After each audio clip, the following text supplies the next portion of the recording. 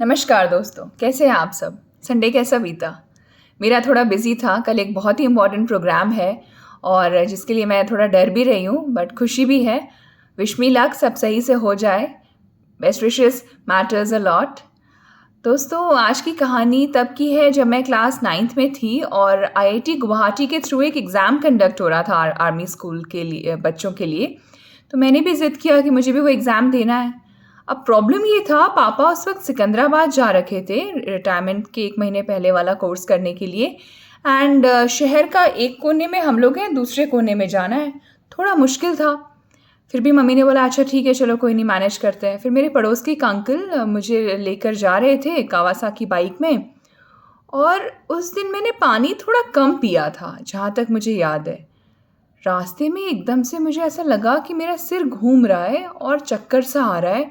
मैंने फिर भी अपने को थोड़ा संभाला, नहीं नहीं गिरना नहीं है, थोड़ा मैनेज करना है। और जब तक मैं कुछ बोलती कि अंकल मुझे चक्कर आ रहा है, रास्ते में गड्ढा था और मैं गिर गई। आज के डेट में वहाँ पे सैमफोर्ड हॉस्पिटल बना हुआ है, बट उस टाइम मेरे बाइक के जस्ट पीछे शायद ऑटो आ रहा था। मुझे तो कुछ भी याद नहीं है कि उसके बाद क्या हुआ, बिकॉज मैं बेहोश हो गई। फॉर्चुनेटली मेरे जस्ट पीछे कोई ऐसी गाड़ी नहीं आ रही थी जो एकदम से फिर मुझे एक्सीडेंट करके चला जाता।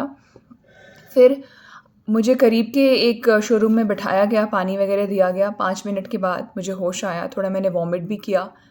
जहाँ तक आपको पता होगा, जब हेड इंजरी होता है स्पेशली बैक रीजन में, और अगर कोई वॉमिट कर रहा है, वो थोड़ा खतरनाक केस बन जाता है। ब्लैकिश टाइप का ब्लड भी निकला वहाँ से। फिर अंकल थोड़ा घबरा गए, उन्होंने आंटी को फ़ोन किया। फिर आंटी आई, उन्होंने देखा मैं ठीक हूँ। मम्मी को फ़ोन किया। वो जो 10 मिनट का सफ़र होगा ना, मेरी मम्मी कहती है कि मेरे जीवन का सबसे मुश्किल सफ़र था। क्योंकि कभी भी किसी को जब बुलाया जाता है तो ये बोल के नहीं बोला जाता कि बच्चा नहीं रहा या ये इंसान नहीं रहा। ये बोला जाता है कि थोड़ा सा लगा है, आप आ जाइए। मम्मी आई। जब उन्होंने मुझे देखा तो उनको भी हिम्मत रहा कि चलो मेरी बेटी ठीक है, आगे का ट्रीटमेंट करा लेंगे। फिर मुझे लेकर गई करीब के क्लिनिक में। उन्होंने बोला आप लोग आर्मी बैकग्राउंड से हैं, मिलिट्री हॉस्पिटल जल्द से जल्द ले जाइए, सिर का चोट है, कुछ पता नहीं है, क्लॉट वगैरह ना बन जाए, पैरालाइज ना हो जाए बॉडी। मम्मी फिर घर आई कार्ड लेने के लिए। अब उसी वक्त क्या हुआ, मेरे एक दूर के रिश्तेदार जो एलआईसी एजेंट है, मम्मी का कोई एलआईसी रहा होगा, उसका उस पर्टिकुलर ईयर का के कैश लेने आ गए। अब जब हम लोग जाने लगे और ऑटो में बैठ गए, तब मम्मी ने उन चाचा का किसी का फ़ोन आया, उन्हें बोला कि चलिए आप भी। उन्होंने इस टाइप से ऐसे इशारा कर दिया, आप लोग चले जाइए। मम्मी को थोड़ा डिसअपॉइंटिंग तो लगा, बट उन्होंने बोला चलो कोई नहीं, मेरी बेटी है ना, उसके पापा यहाँ नहीं है तो क्या, माँ है ना। माँ तो योद्धा होती है दोस्तों। माँ को ऐसे नहीं सबसे ऊपर का दर्जा दिया गया है, वो सब कुछ संभाल लेती है हंसते हंसते। फिर मुझे मिलिट्री हॉस्पिटल लेके जाया गया। वहाँ से मुझे और बड़े सेंटर में रेफ़र किया गया। सब कुछ सही रहा, फ्लूइड वगैरह चढ़ा, सिटी स्कैन हुआ, सब 4 दिन में आई गेस छुट्टी भी हो गया। बट मुझे बहुत ज़्यादा इस पोर्शन में पेन हो रहा था। मैंने उसके बाद से हेयर बैंड लगाना बंद कर दिया और जीवन में मैंने कभी खाना नहीं फेंका उस दिन के अलावा। जब शरीर साथ नहीं दे रहा है तो आप च्यू कैसे करोगे? यहाँ पे इतना पेन है तो।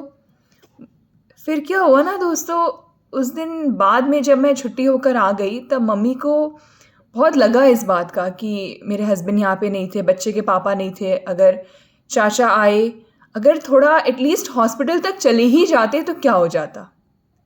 बट फिर हमने बोला चलो ठीक है, कोई नहीं, हम तो ठीक है, इट्स ओके, कोई नहीं, जिसका जैसा विवेक। 15 साल के बाद मैं जहाँ नौकरी कर रही हूँ, वहाँ से कुछ दूर में ही उनका बेटा पढ़ाई कर रहा है हॉस्टल में। उसे फीवर हुआ, मेरे पास कोई कॉन्टैक्ट नंबर भी नहीं था। एकदम से मुझे फ़ोन आया, बेटा तुम्हारे भाई को फीवर हो रखा है, तुम जा पाओगी? एंड कोइंसिडेंटली मैं भी उस दिन रांची जाने वाली थी। मैंने बोला हाँ मैं मैनेज कर लूँगी चाचा, कोई दिक्कत नहीं है। बट फिर इतने में कुछ घंटों के बाद मुझे पता चला कि उन्होंने खुद से गाड़ी भेजकर बेटे को अपने पास बुला लिया। उस दिन मैंने इस बात को महसूस किया कि कभी कभी ना दोस्तों, ये जो कर्मा है ना, लौट के ज़रूर आता है। भले उनके बच्चे को फीवर ही था, फीवर कोई बहुत बड़ा चीज़ नहीं है, बहुत कॉमन है। एक टैबलेट खा लीजिए, ठीक हो जाएगा। अनटिल एंड अनलेस आपको कुछ कॉम्प्लिकेटेड वाला केस ना हो, मलेरिया, टाइफाइड, डेंगू, तब मुश्किल है। लेकिन वो इतने ज़्यादा पैनिक कर गए, उनका फ़ोन आ रहा था, चाची का फ़ोन आ रहा था, देख लीजिए, मैनेज कर लीजिए, और हम तो ड्यूटी में। फिर भी हम बोले अच्छा चलिए कोई नहीं, हम सब सारी बातों को परे करके मैंने बोला नहीं, यहाँ पे बच्चे का ठीक होना मायने रखता है, वो जो बीत गया सो बीत गया। लेकिन उस दिन मैंने रियलाइज़ किया कि अगर मेरे सिर में क्लॉट बन गया होता, मुझे लकवा मार दिया होता, या टाइम पे मुझे नहीं पहुंचाने की वजह से मेरा कुछ कॉम्प्लिकेशन हो जाता और मैं जीवन भर अगर बेड पे पड़ जाती, तो कहीं ना कहीं समय तो बीत ही जाता और हम लोग इसे होनी बोलते, लेकिन एक अक्ष हमेशा रह जाता। बोलते हैं ना, माँ के बाद मौसी और पिता के बाद चाचा, तो ऐसा कैसा रिश्ता है। तो कुछ रिश्ते उस वक्त भले जो मेरे पड़ोस के अंकल थे उनके साथ मैं जा रही थी, बट गिर गई, वो होनी था, चलो गिर गए, लेकिन वो अंकल आंटी मुझे हॉस्पिटल तक लेकर गए स्टेबल करके। इनफैक्ट मेरी मम्मी वाज लाइक चलो कोई नहीं, गिर गई, बट उनको इतना ज़्यादा गिल्ट फील हो रहा था कि मैं ड्राइव कर रहा था। कितने सालों तक अंकल ने बाइक चलाना बंद कर दिया कि मेरी वजह से कोई बच्चा गिर गया। हमेशा ज़रूरी नहीं है खून के रिश्ते ही आपके लिए रहेंगे, कभी कभी ऐसे रिश्ते खून के रिश्तों से बहुत ऊपर होते हैं।